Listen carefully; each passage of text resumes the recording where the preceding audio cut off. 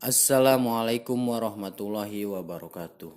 Bismillahirrahmanirrahim. Alhamdulillahirabbil alamin wassalatu wassalamu ala asrofil anbiya'i wal mursalin. Qala musannifu wa mu'allifu rahimahumullahu taala wa nafa'ana bihulumihi amin. Al waladul mudi ari eta bab buat mertelakeun budak anu milaraan. Kana parantos aya eta li ahadil agniai.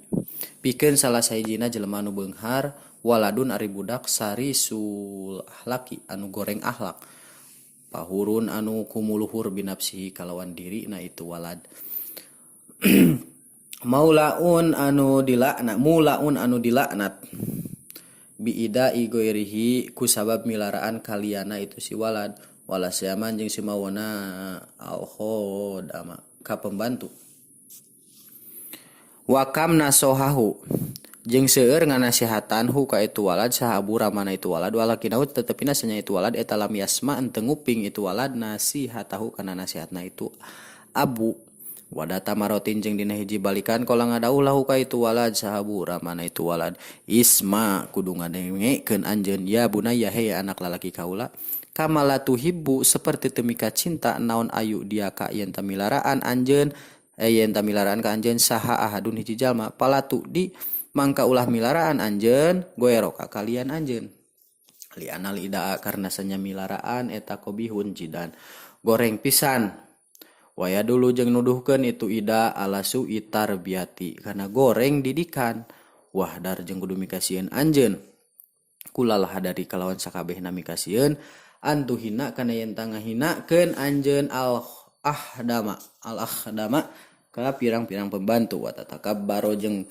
takabur anjeun alaihim ka itu ahdam pahum mangka itu ahdam eta basarun jelema misluna seperti urang sararea wayas uruna jeung apaleun itu ahdam misla suurina seperti apaleunana urang sararea lama samia dina samang-samang sanggup dina samang-samang sa apaleun saal waladu budak nasihat abihi kana nasihat ramana itu walad pihadil maroti dina ye balikan ta'atharo mangkana pakan itu walad biha kalawan itu nasihat kafiron bari naseur wataba sareng tobat itu walad min adatihi tina adatna itu walad alqobihati anu goreng wasoro sareng jadi itu walad eta toyibal ahlaki sai ahlak yarhamu sok mika asih itu walad al ahdama ka pirang-pirang pembantu walayudihim sareng tara milaraan itu waladhim ka itu ahdam. Bismillahirrahmanirrahim. Saparantosna beres ajengan musonib nyarioskeun bagian ka-21 ayeuna lajeng ajengan musonib kana bagian 22 nyata bade nyarioskeun budak anu sok milaraan gitu nya. Parantos aya cenanya eta pikeun salah sahijina jelema nu beunghar jadi jelema nu beunghar boga budak anu mana budak nate goreng akhlak gitunya oge takabur kumuluhur gitunya saterasna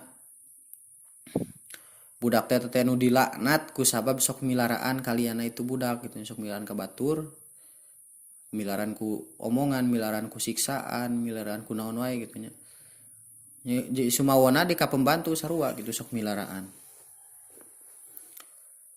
seueur cenah nasihatana ka itu budak teh bapana aja ku bapana teh loba dinasihatan budak teh nya bahwa ulah kitu gitu pagawean teh tetepina sanyana budak teh tara ngadenge kitu nya eta budak teh kana nasihatna bapa dina hiji balikan ngadawuh cenah ka itu budak teh bapana itu budak bapana gitu nya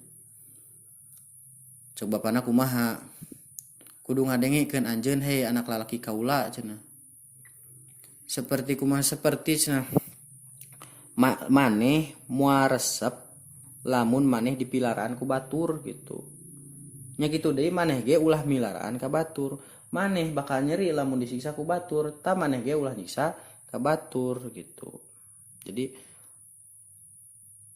lamun misalkan urang cenah dipilaraan ku batur urang moal ngeunah ta urang ge ulah naon ulah milaraan ka batur ta ku bapana teh dinasihatan kitu itu eta si anak anu goreng akhlak teh non sababna sabab sanyana milaraan eta goreng pisan gitunya gak ada akhlak gitu jeung nuduhkeun cenah itu milaraan teh karena goreng didikan gitu Saterasna kudu mikasieun cenah anjeun teh kalawan bangetna mikasieun karena ngahinakeun anjeun teh ka pirang-pirang pembantu, ulah ngahina gitu ka pembantu teh nya, ulah nganggap rendah ka pembantu teh.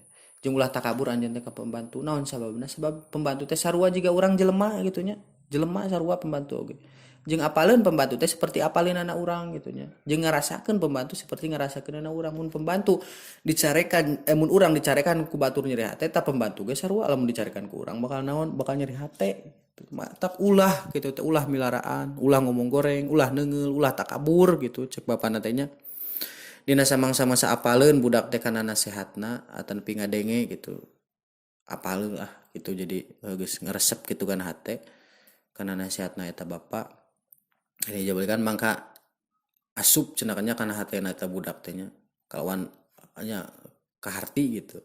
Jeung tobat cenah itu budak teh tina adatna eta budak anu goreng. Nu tadina sok milarian jadi tara gitu nya. Jeung jadi eta budak teh jadi budak anu sae akhlak, sok mika asih eta budak teh ka pirang-pirang pembantu jeung tara milaran eta budak teh ka pembantu gitu nya. Mudah-mudahan aya manfaatna khusus kana diri pribadi abdi umum kami sadayana ditutup ku Allah muwaffiq ila aqwamit thoriq. Assalamualaikum warahmatullahi wabarakatuh.